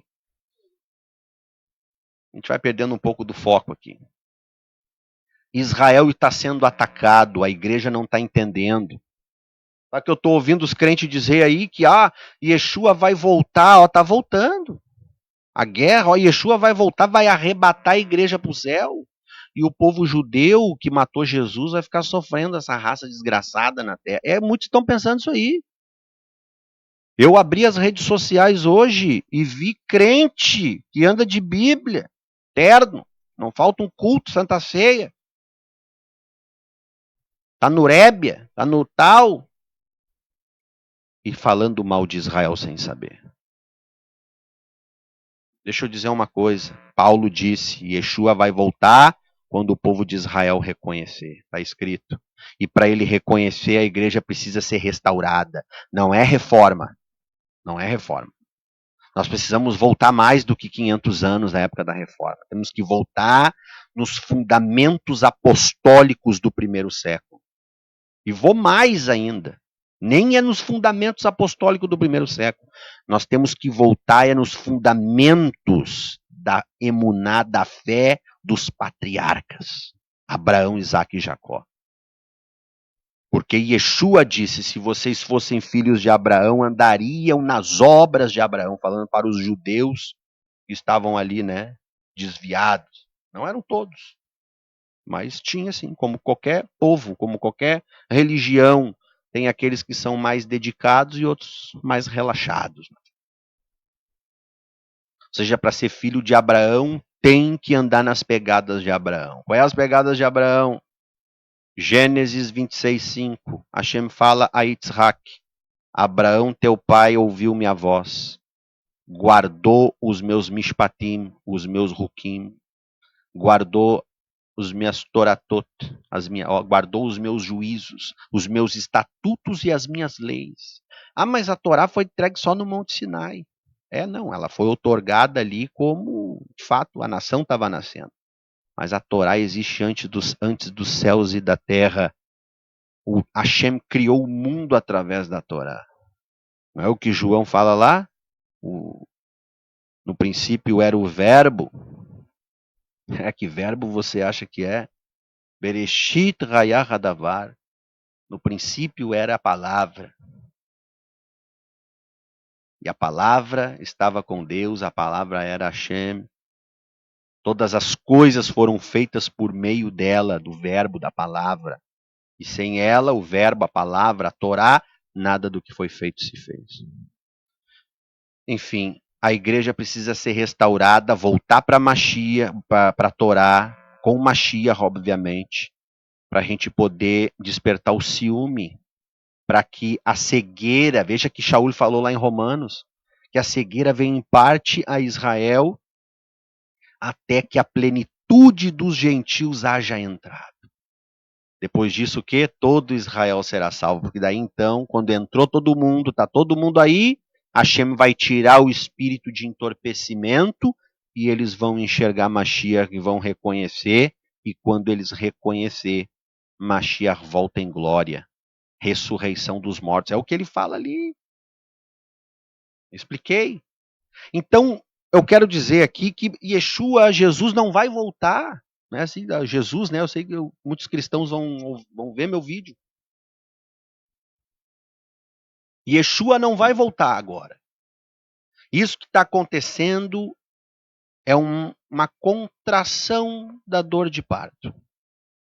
E a gente sabe que a contração ela vai dando e vai dando e vai dando, ela vai diminuindo um espaço entre uma contração e outra e começa cada vez mais frequente. Isso é apenas uma contração. O que vai determinar se isso que está acontecendo em Israel é uma contração, o início do princípio das dores mesmo, vai ser se o Irã se envolver, o Irã que financia os terroristas. E aí os Estados Unidos vai ter que se envolver. E outras nações que apoiam Israel vão ter que se envolver. E aí sim pode começar uma batalha sem precedentes. Pode começar uma guerra sem precedentes. Veja bem. Bom, Amaleque é um espírito do antissemitismo. Porque nós não temos terrorista no Brasil aqui. Os terroristas estão lá. Mas tem muita gente torcendo para os terroristas aqui no Brasil. Porque Israel tomou terra dos palestinos. Os terroristas não estão por terra. Os terroristas estão por aniquilar o povo de Israel. Que nem Haman. Que nem Amaleque. É o espírito de Amaleque. Esse espírito de Amaleque é o mesmo espírito, veja bem, que entrou na serpente lá no Gan Eden. Como que eu sei? Porque quando o texto em hebraico fala ali que Adam Harishon, o primeiro homem, come do fruto e ele percebe que está nu, quando Hashem vem na viração do dia para falar com ele, ele se esconde. Hashem diz, Adam, onde está você? Ah, me escondi, ouvi a tua voz e me escondi. Ah, mas por que se escondeu? Ah, porque eu tô nu. Mas quem te disse que tu tá nu? Por acaso você comeu do fruto que eu disse que não era para comer? Quando fala ali, você comeu do fruto. Quero ver se eu acho o texto aqui. Em hebraico. Ah, não, daí tem que ser em hebraico. Vai aparecer a palavra ramin. Eu tenho que provar aqui o que eu estou falando. Vamos ver aqui. Vamos ver se eu acho aqui o texto hebraico.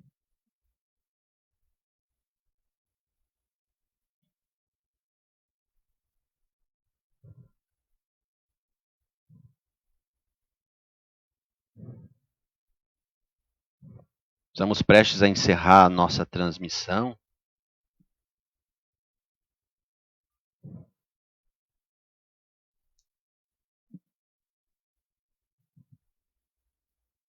Vamos lá, vamos aqui. Quero mostrar que aparece a palavra, uma palavra. Não posso falar agora, senão vou entregar o ouro para o bandido, mas nós vamos ver que o espírito de Amaleque é o espírito que estava na serpente. Aqui, Bereshit, capítulo 13.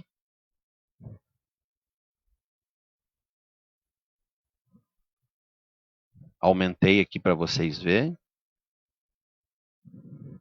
E o verso 11, aqui. Ó.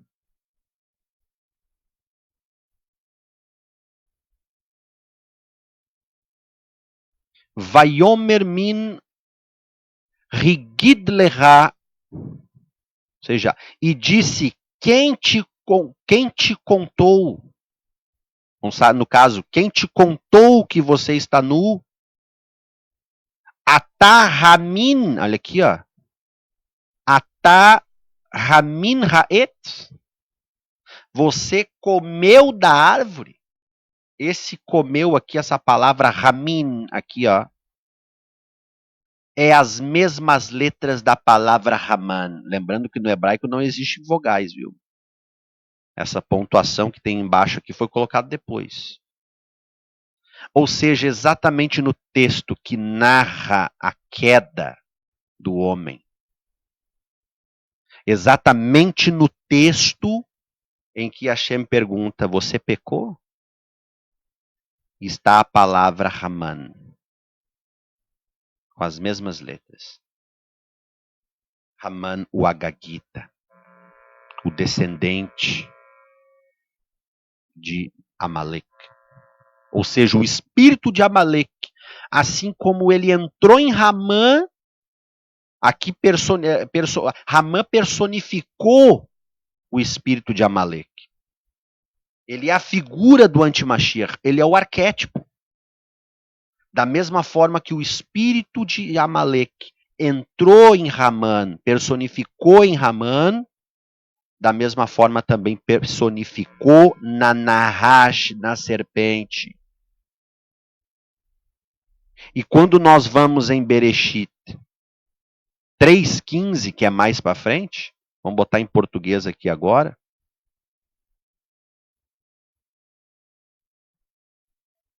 Estamos prestes a terminar. A melhor parte ficou por último agora. Para quem gosta de escatologia. Vamos ver aqui, Bereshit, Gênesis 3 e o Passuque 15. Hashem vai dar a sentença para Nahash, para a serpente.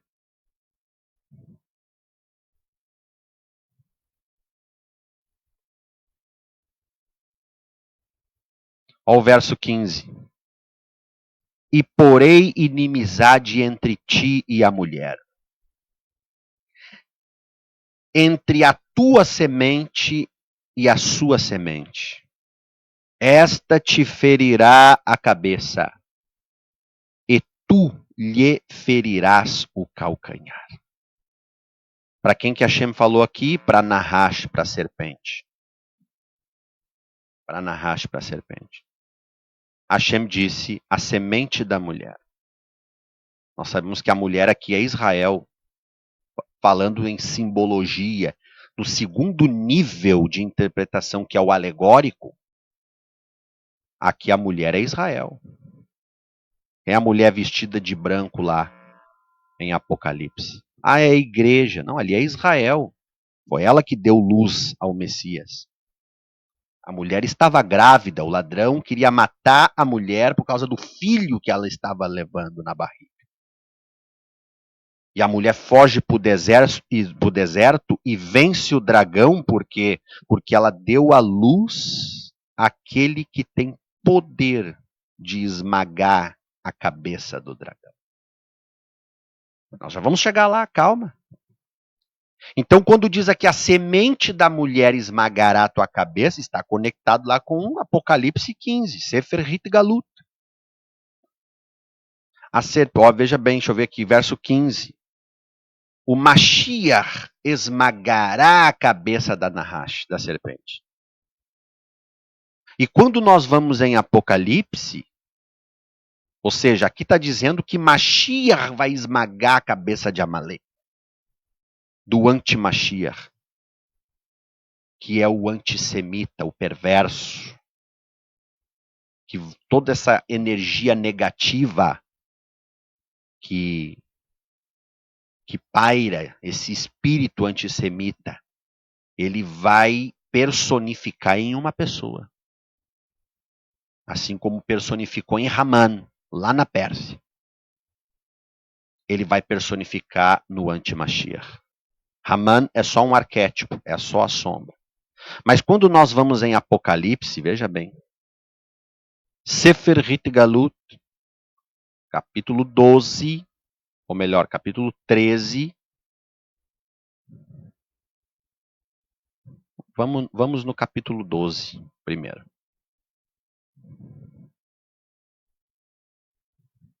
Olha aqui, e viu-se um grande sinal no céu, uma mulher vestida do sol, tendo a lua debaixo dos seus pés, e uma coroa de 12 estrelas sobre a sua cabeça.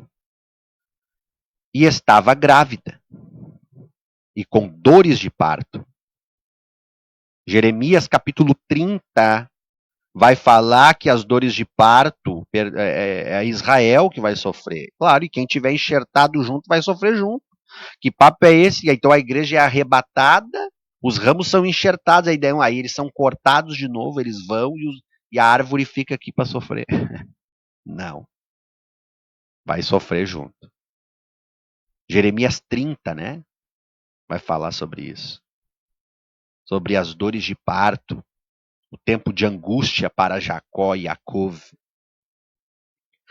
E está grávida, com dores de parto, e gritava com ânsias de dar à luz.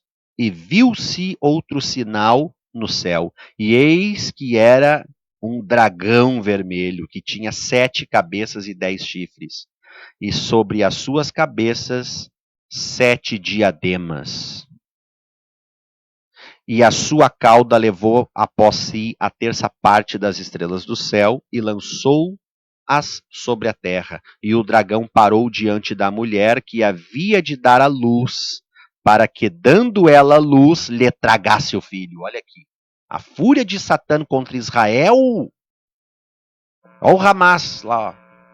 Tudo é o espírito do dragão, o espírito de Amalek, que é acabar com Israel. Persegue Israel. Verso 5: e deu à luz a um filho, homem, que há de reger todas as nações com cetro de ferro, com vara de ferro, ou seja, o seu reino será inflexível. Porque hoje todo mundo debocha, todo mundo fala mal de Yeshua, mas naquele dia, o profeta Zacarias, no capítulo 14, diz: se as nações não subirem para celebrar a festa dos tabernáculos e adorar o Senhor dos exércitos, não choverá na terra deles. Hashem ferirá as nações com as mesmas pragas que feriu a terra do Egito. E Mashiach vai estar no nosso meio aí já, vai ler lá. Os seus pés estarão sobre o Monte das Oliveiras. Olha aqui. Então ele há de reger com cedro de ferro, com vara de ferro. Ó, e o seu filho foi arrebatado para Deus e para o seu trono. E a mulher fugiu para o deserto. Ó, Israel agora sendo perseguido.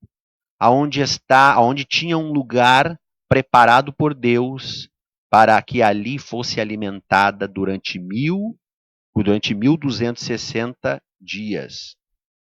Aqui é 3 anos e meio, né? Nós sabemos. Houve batalha no céu, aqui tal, enfim, você conhece. Eu quero antecipar aqui. Olha o verso 12. Perdão, verso 14.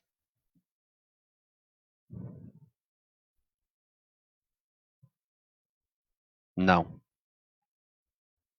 O verso 16. E a terra ajudou a mulher, e a terra abriu a sua boca e tragou o rio que o dragão lançava de sua boca. E o dragão irou-se contra a mulher, contra Israel, e foi fazer guerra ao remanescente da sua semente, ou seja, o povo judeu. E os que guardam, os que guardam os mandamentos de Deus, ou seja, a Torá, e têm o testemunho de Yeshua. Então o dragão vai perseguir quem guarda os mandamentos da Torá e quem tem o testemunho de Yeshua. Israel guarda a Torá? Israel, apesar de ser um país laico hoje, é um país democrático, mas há muitas sinagogas, muitos religiosos. Muitos religiosos. É bem verdade que existe muito pecado na terra de Israel, como em toda a nação. Né? Mas povo judeu, religioso, segundo o Rahameno judeu, é quem guarda a Torá, não é sangue. Não é sangue. Porque foi o que foi dito. Não venham me dizer que vocês são filhos de Abraão, porque até dessas pedras Deus pode suscitar filhos a Abraão. Guardar a Torá. Tem que guardar a Torá. Tem que estar na presença de Deus guardando a Torá. Quando eu me refiro a uma nação que tem muitos que guardam a Torá. Muitos rabinos, tem força, muito. Estão em guerra. Claro que há israelenses que não guardam o Torá, mas seria esse o motivo de estar sendo atacado? Pelo contrário, Israel está sendo atacado por causa daqueles que guardam a Torá. Porque é sempre assim. O dragão vai declarar guerra contra a mulher e contra a semente, o remanescente da sua semente, os que guardam a Torá, os mandamentos de Deus e têm testemunho de Yeshua, é o que está escrito aí, o último verso. Então não venha o mundo cristão dizer que Israel está sendo bombardeado porque é desobediente, porque negou Jesus. Se eles não aceitaram Yeshua ainda, é porque a igreja está numa apostasia espiritual. Precisa sair da embriaguez da doutrina de Roma e entrar, ser enxertada. Porque Deus não fez 2 povos. Deus fez dos 2 um só povo. Isso está em Efésios 2, Shaul vai dizer. Fez dos 2 um só povo. Nós precisamos entender que Israel está sendo perseguido pelo Hamas, o espírito de Amaleque. Agora. Veja lá o que está escrito lá. Vamos voltar aqui para encerrar. Estamos prestes a encerrar. A profecia é que Mashiach vai pisar na cabeça do dragão e da serpente, né? Que fala lá no final. Quando Satã é lançado no lago de fogo, vai dizer. O diabo, o dragão, a antiga serpente. É tudo a mesma coisa, é só simbologias. Então, muito bem, tá lá, Gênesis, ó, vai esmagar a cabeça. E o que está escrito em Apocalipse 13, que eu ia entrar aquela hora? Vamos ver aqui.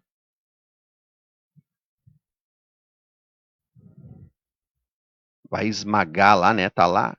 Gênesis 3,15. A semente da mulher esmagará a sua cabeça. Olha aqui. E a besta que vi era semelhante ao leopardo, e os seus pés como de urso, e sua boca como de leão.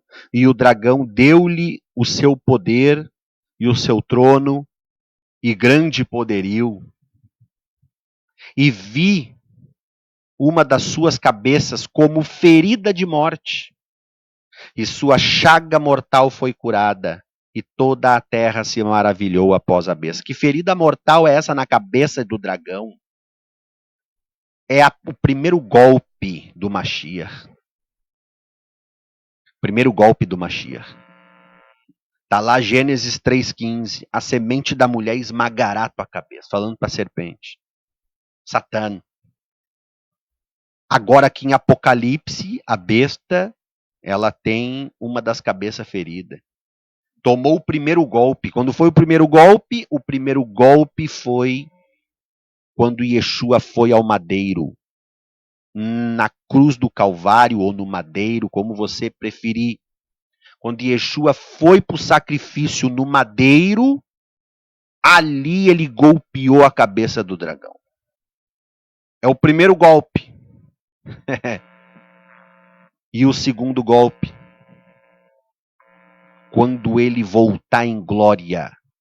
Segundo Rav Shaul, vai dizer que ele vai aniquilar o anti-Mashiach com o sopro da sua boca. E ali ele vai aniquilar o espírito de Amaleque. Deixa eu achar esse texto.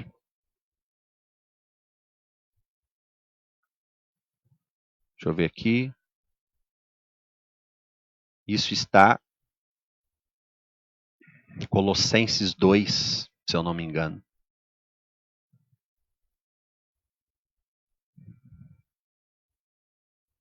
Colossenses 2.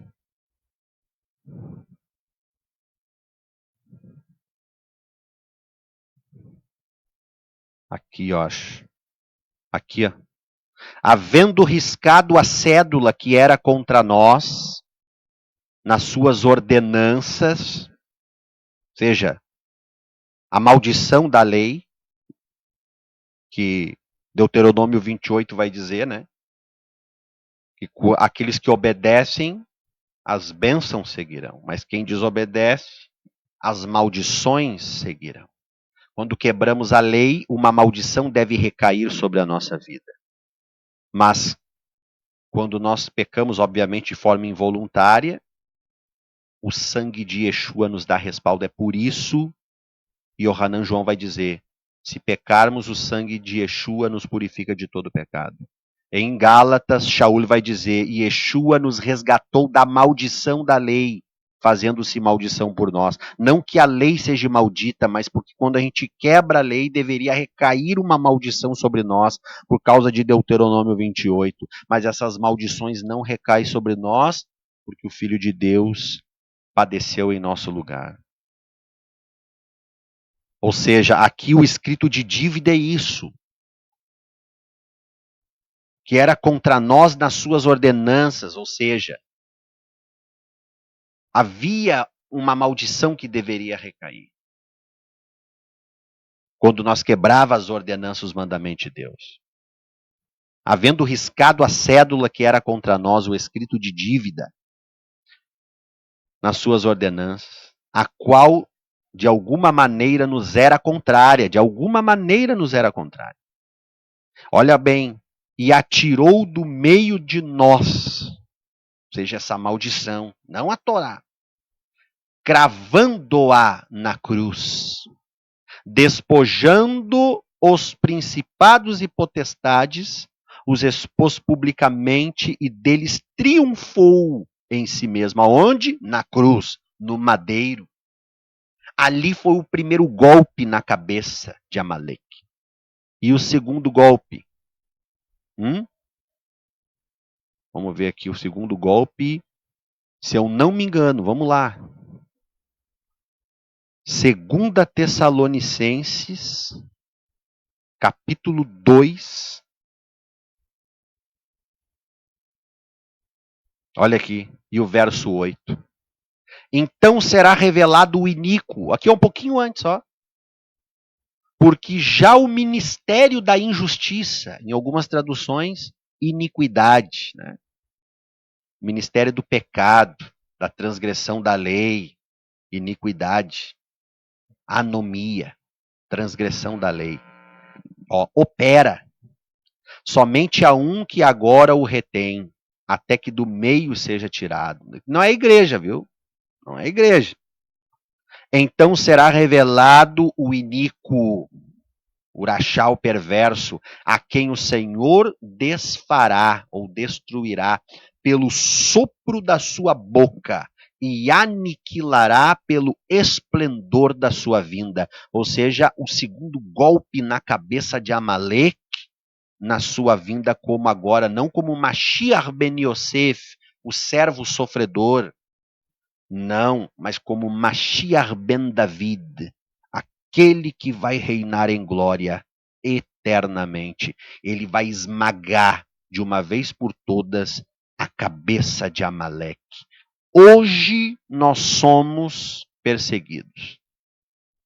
Hoje a guerra. Hashem falou, vai haver guerra de geração em geração contra Amaleque. Estão lá bombardeando Israel. Deixa eu dizer uma coisa para vocês, interessante. A gemátria da palavra Amaleque, do nome Amaleque, a raiz numérica é número 6. O número 6, nem sempre, mas geralmente, está conectado a algo negativo. Por exemplo, quando nós pegamos a palavra Mabul, dilúvio, fizemos a gemátria da 6 também. Se a gente pegar a palavra Sheker, mentira, fizer a gemátria, a raiz da 6 também. Ou seja, 666, 666. Veja bem. O que o texto está dizendo quando fala lá em Apocalipse 13? Aqui há quem tem sabedoria. Quem tem sabedoria, calcule. Porque o número é o número de homem, porque o homem foi criado no 6º dia. E vai dizer o número do nome é 666. Por quê? Porque o homem foi criado no 6º dia, isso significa que Amaleque ele vai se personificar novamente, assim como ele fez na serpente, ele fez com Haman, ele fez com o Amaleque lá, depois veio com Haman, é o espírito do anti-Mashiach, o antissemita. E ele vai se personificar no anti-Mashiach, no iníquo, no perverso novamente. Então, por isso, o fato de ele se personificar num homem leva o primeiro 6 ali. Porque o homem foi criado no 6º dia. E o segundo 6 está vinculado ao Mabul, dilúvio, mas não o dilúvio que Hashem fez. O profeta Daniel Hanavi vai dizer que o anti-Mashiach está lá. Ele vai vir como uma inundação, ou seja, como um dilúvio, um Mabul 6. É o tempo dele, ele vai governar. Por isso que está escrito, vai declarar guerra contra os santos e os vencerá. Isso que nós estamos vendo lá, o Hamas matando criança enforcada, degolada, decapitada, torturando criança, matando idosos, atirando nos cachorros, nos papagaios, nas galinhas, tudo que vê pela frente, passa com o carro por cima, rasga no meio, pendura. Todo esse terror que o Hamas está fazendo, isso vai acontecer em escala mundial. Mas claro, a perseguição ao povo de Deus não vai ser só em Israel. Até aqui no Brasil está perigoso, como eu disse. Tem muita gente defendendo os terroristas na rede social. Está perigoso. As sinagogas judaicas do Brasil estão trabalhando de portas fechadas. Estão fazendo o serviço da Torá de portas fechadas. Aqui em Porto Alegre, uma das maiores comunidades judaicas que existe no Brasil, sinagoga tem detector de metal. Para ir tem que dar nome, eles puxam o nome. Bom, enfim. Porque está difícil. A perseguição vai acontecer a nível mundial, não só em Israel. Nós não pensem vocês que servem a Deus, que guardam Torá, que creem em Yeshua, que isso daí vai ficar só lá em Israel. Que nós estando aqui, nós estamos livres. Não, não. Vai vir como uma inundação, como o dilúvio veio sobre a terra, te prepare. Assim será o governo do Antimashiach, de Amaleque. E o Hamas é só uma demonstração do que vai ser. Da Tsaraat Gedolá, da grande tribulação. E para encerrar, mas não se preocupem, Yeshua disse, aquele que perseverar até o fim, dar-te-ei a coroa da vida. E está lá todas as promessas, né? Yeshua falou. Quando ele voltar em glória, ele vai esmagar e vai desfazer. Seremos ressuscitados. E quem não tiver morto, no translado, vai receber um corpo glorificado. E reinaremos 1000 anos com o Mashiach na cidade de Jerusalém, em Jerusalém, conforme está escrito. Pelos profetas, Sefer Hit Galut, Apocalipse. E estaremos para sempre com o Senhor, já não se apartaremos mais dele.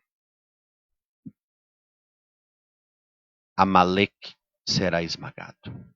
Amém, queridos Haverim? Que Hashem abençoe a todos. Desculpe pelo horário. Fiquei aqui 2 horas. Compartilhe essa live. Mesmo depois de terminar. Para que outras pessoas possam acessar essas informações. Vão me chamar de herege, muitos, vão me bater. Mas eu não estou nem aí. É hora de abrir a boca e mostrar a verdade. Está na hora daquele poderoso exército de Ezequiel 37, né? O vale de ossos secos. Hashem fala ao profeta. Profetiza agora então a casa de Israel. Aquele exército que vai se levantar, o exército de Israel, o povo judeu, viu? Pregando a palavra. E a palavra que vai ser pregada é que nem a que eu estou pregando aqui, né? Muitos não vão concordar. Mas enfim, a gente não está aqui para agradar o homem, a gente ama o próximo. Mas é como Yehoshua, Moshe Rabbeinu falaram. Quem é de Deus vem para cá, Moshe Rabbeinu falou. Quem é de Deus vem para cá.